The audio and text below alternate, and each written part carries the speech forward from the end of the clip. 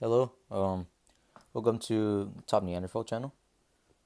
I virtually have no idea as to what to do for a YouTube video idea, so I decided to read to you Gulliver's Travels, found in this Treasury of Literature for Children book. So basically, a collection of stories and all for children. Um, I hope you enjoy, and we shall read part of it. And forgive me, please. If we do not get finished with this, then I shall record another video. Okay, without further ado. Gulliver's Travels. When Jonathan Swift, who lived from 1667 to 1745, wrote Travels into Several Remote Nations of the World by Lemuel Gulliver, he intended it as a satire on the politics of the day and on the behavior of the human race. But to generations of young readers, it has simply been a most enjoyable story, with some very unusual characters. On this, the first of his voyages, Gulliver visits the land of Lilliput. And now the story actually commences from here. This is the story of a man who lived many years ago, named Lemuel Gulliver, and of the many strange things that happened to him. When Lemuel was 14, his father sent him to college to learn how to be a doctor. He worked very hard, till at last he was able to become a doctor. And then he found a place as a ship surgeon. After he had gone several voyages with the ship, he became tired of the sea, and made up his mind to settle in London. He married a young lady in London, and for a time all went well. Then, little by little, his good fortune seemed to leave him, and he became very poor. After a time, he went as surgeon on board a sailing ship called the Antelope, which was making a voyage to the South Seas. For many weeks the journey was safe and pleasant, but at last, in a strange sea, a great wind sprang up and the vessel was driven on a rock. Sad to say, the ship at once split in two, and all on board were lost, except 6 men who had been able to let down a small boat. Now, among the 6 saved was our friend Gulliver, and after they had rowed with all their might for some distance, they were unable to row any longer, so they all jumped into the sea and began to swim towards land. Luckily for Gulliver, he was a strong swimmer, and he swam with all of his might. At last, to his great joy, he felt his feet touch the bottom. By this he knew that he was near some shore. For some time he walked about to see if he could find any trace of living people. But there was nothing to be seen. Not a house of any kind was in sight. And being now quite tired, and his eyes feeling as if they could keep open no longer, he laid himself down on the grass, which was soft and short.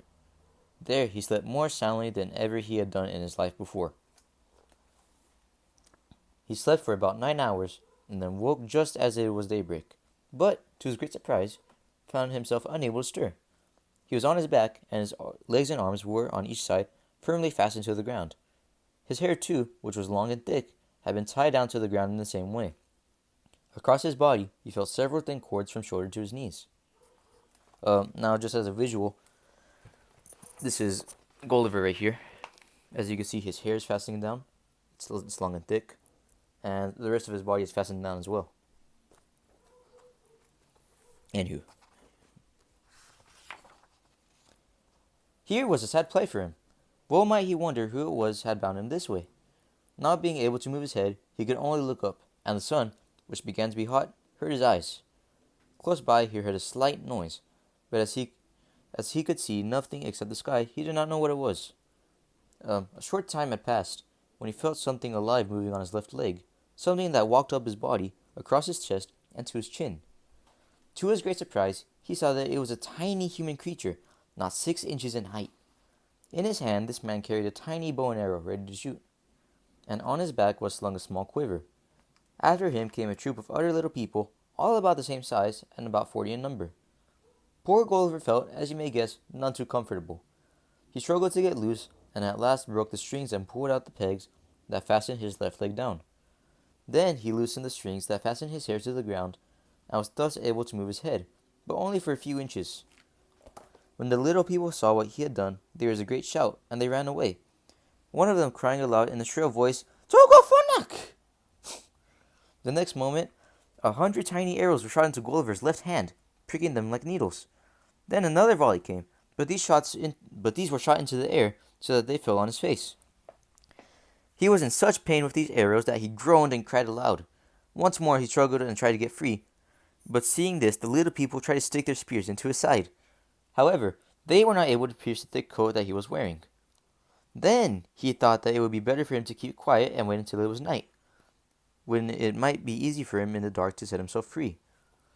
When they found that he was quiet, the tiny people shot no more arrows into him. Forgive me, please. For quite an hour after this, Gulliver heard, close by his head, the sound of knocking, as if people were at work.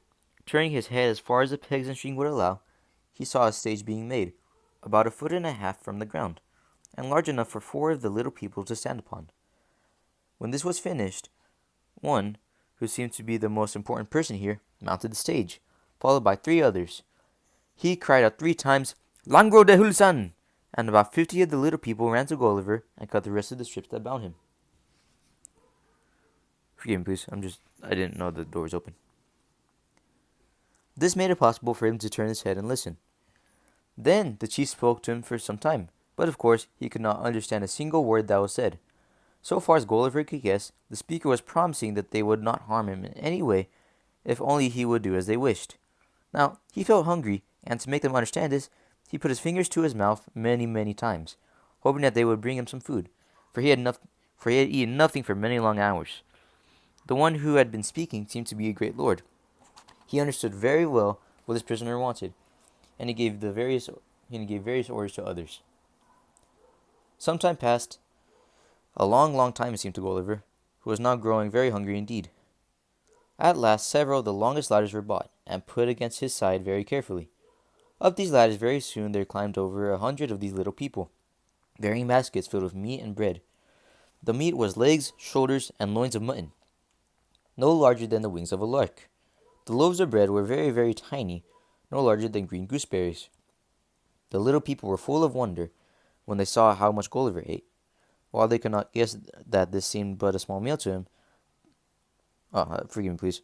While they could not guess that this seemed but a small meal to him, 2 or 3 of their joints made only one good mouthful, while he popped 3 of their loaves in his mouth at one time. When the little people had emptied their baskets, they bought wine for Gulliver to drink. This was held in hogsheads, that is, in the largest barrel that they had, each of which held half a pint. He drank 2 of these, and thought it was the nicest wine he had ever tasted in his life. When the 2 hogsheads were empty, the small people shouted with joy and jumped and danced on Gulliver's breast. Soon a message came from the Emperor, a tiny person dressed in rich clothing and seeming to be of high rank. He mounted on Gulliver's right leg and walked up towards his face. In his hand he held a long royal proclamation, which he read with care, holding it every now and then under Gulliver's eyes.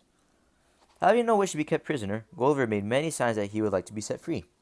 In reply, the royal messenger only shook his head, but tried to show that he would be well fed and treated with all kindness. Then the thought came to the prisoner that it would be easy for him to break the cords with which he was bound and then make his escape. He looked round, however, and found that the number of Lilliputians, as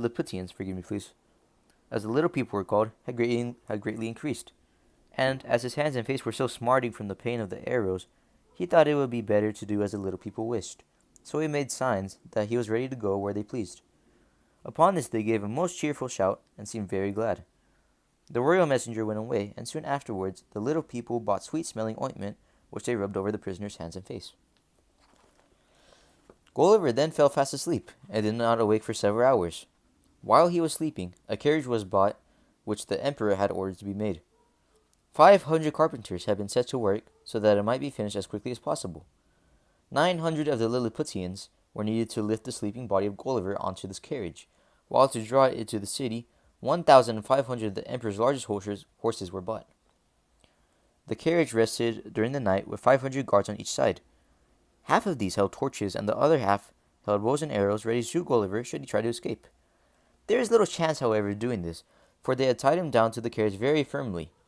The place in which they meant him to live was a temple that was no longer in use.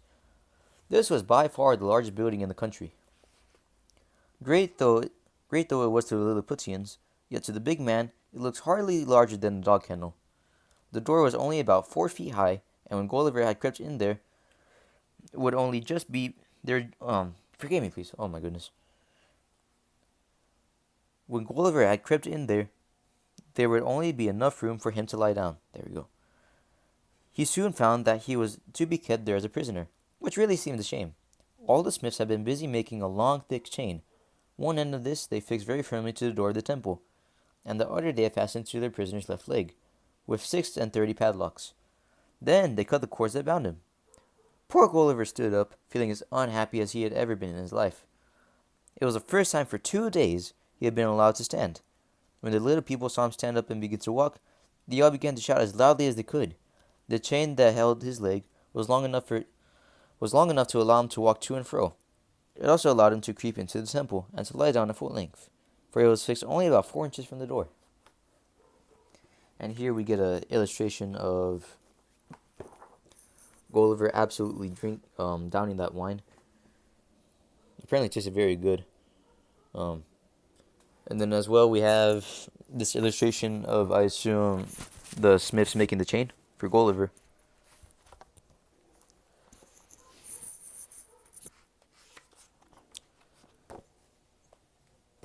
One moment, please.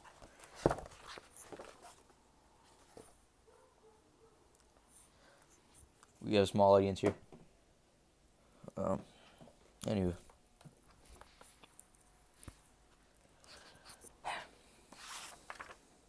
Alrighty.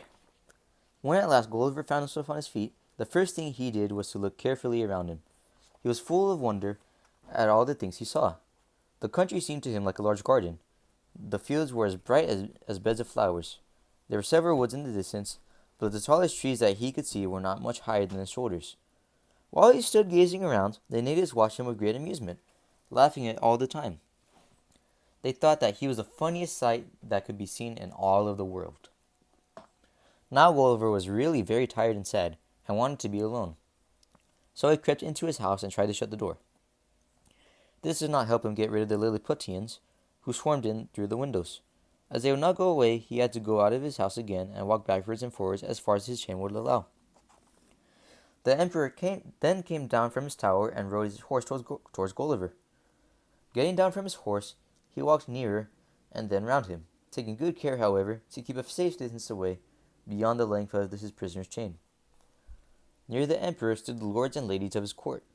They were all so richly and so beautifully dressed that the ground on which they were standing seemed covered with a carpet of gold and silver.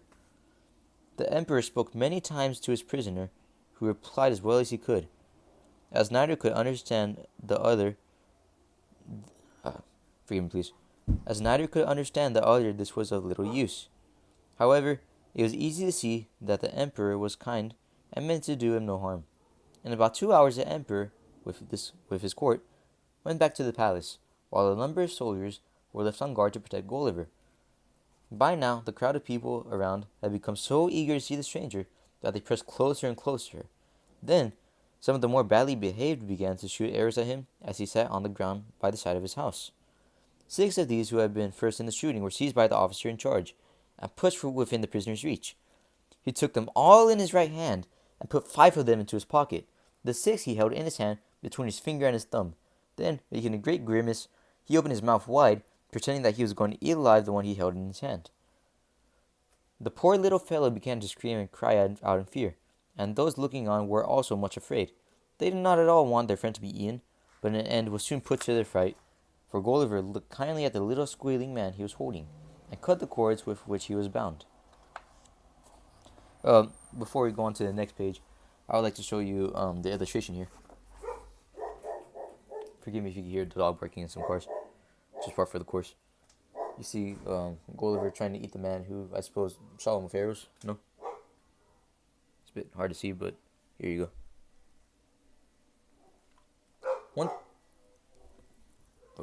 One thing I would like to know is that the illustrations are very, very colorful. Very, very nice.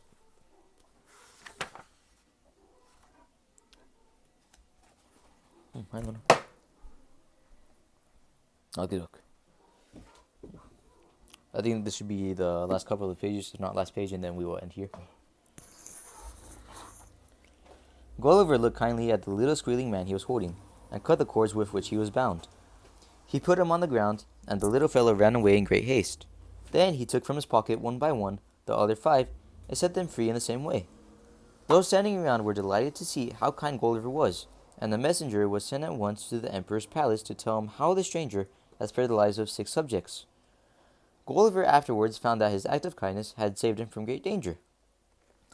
At the time when the messenger reached the palace, the emperor was sitting at a meeting of his nobles, trying to find out what would be the best thing to do with his prisoner.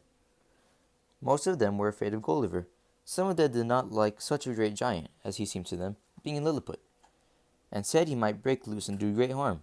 Others thought there would not be enough food for the people of Lilliput if Gulliver were to be allowed to eat all that he wanted. Indeed, many of them thought it would be better for him to be put to death at once. No bueno. They said that this could be done best with poison arrows. If they shot him in the hands and face with thousands of these, they felt sure he would die. Others said it would be easier for them to starve him to death. Then, as they were making these cruel plans, the messenger came in to say how good Gulliver had been to the 6 little people who had shot at him. At this, the emperor said, "We must do no harm to this giant. If he is so very kind, it is quite sure that he will never hurt us. Some day, perhaps, he may be able to do some great work for us." Now, after this, for a time, no one said any more against the big stranger. As night came on, Gulliver crept into his house and lay down. He had no bed, nor any covering, and as the floor was of stone, it may be guessed that he did not sleep very well. In about 2 weeks, however, a bed was made for him, with sheets and blankets as well to cover him. These were not very good, though they might have been a great deal worse. A royal order was sent out to all villages around the city that every morning 6 oxen, 40 sheep, and large quantities of good bread and wine were to be sent in for Gulliver's food during the day. 600 persons were ordered to be his servants to wait upon him. 300 tailors were told to make a suit of clothes for him, like those worn in that country. And 6 of the most clever men in the kingdom were asked to give him lessons, so that he might learn to speak the language of the country. The emperor's horses and those of the nobles and of the guard were to be trotted back and forward before Gulliver every few days, so that they might get used to his immense size. For the first few weeks that the traveler lived in that country, great crowds went daily to see him. To do this, they left their proper work on the farms, in the fields, and in the workshops.